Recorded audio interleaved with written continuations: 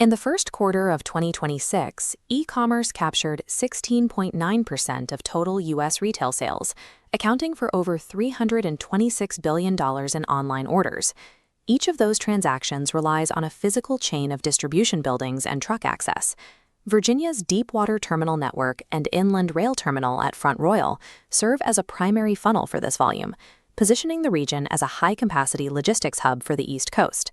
When you walk a facility like this, you see the tangible assets: the concrete slab, the conveyor systems, and the loading docks. These are the physical tools required to move inventory at scale. You can verify the roof and floor load capacity with a standard inspection. However, the building's ability to perform as a business depends on a layer of recorded rights that are invisible during a site visit. If the legal record does not support the intended use, the physical structure remains a box that cannot legally operate. The value of an industrial site relies on specific documented permissions. This includes legal truck access, reserved utility capacity, and off-site stormwater authority. This creates a gap between what a property looks like today and what the legal records allow it to be tomorrow. A facility can appear fully operational, while the title tells a story of expired access licenses or restricted utility corridors. Relying on a physical walkthrough to justify a purchase often leads to the acquisition of a restricted asset. The true capacity of the building is found in the land record, not the walkthrough. Watching a tractor-trailer navigate a paved driveway into a loading court creates the impression of permanent access. The infrastructure is there, and traffic is moving. But the land records may show that the driveway crosses a red boundary line onto a neighbor's parcel.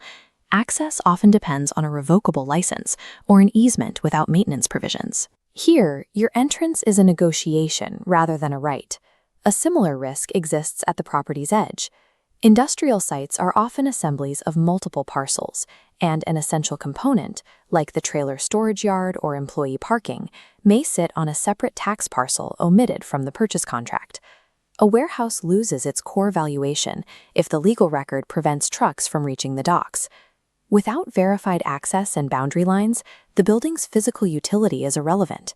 This active rail spur and the surrounding infrastructure suggests the property is equipped for high-volume transport. Visible pipes and adjacent land indicate a site ready for heavy use. However, existing utility connections do not guarantee future capacity. A building that supported a previous tenant's dry storage may not have the water pressure or fire suppression ratings required for chemical manufacturing or battery storage. The legal right to use the service is tied to the previous operator's volume, not yours.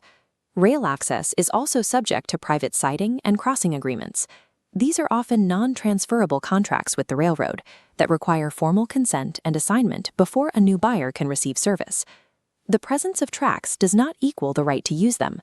Visible infrastructure only adds value when the recorded rights permit your specific operational requirements.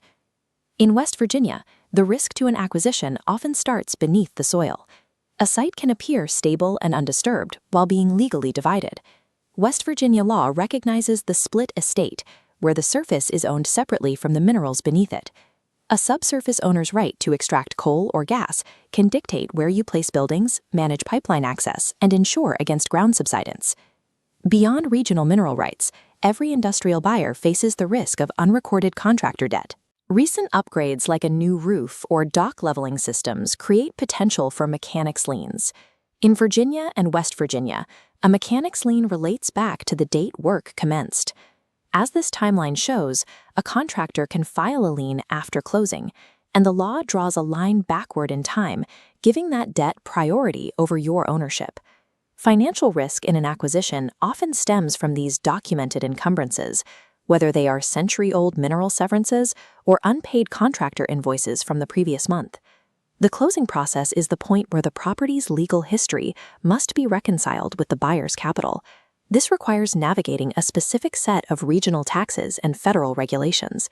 This chart compares the recording taxes for a $10 million deal. In Virginia, the cost is a stack of state and local recordation taxes plus a grand horse tax.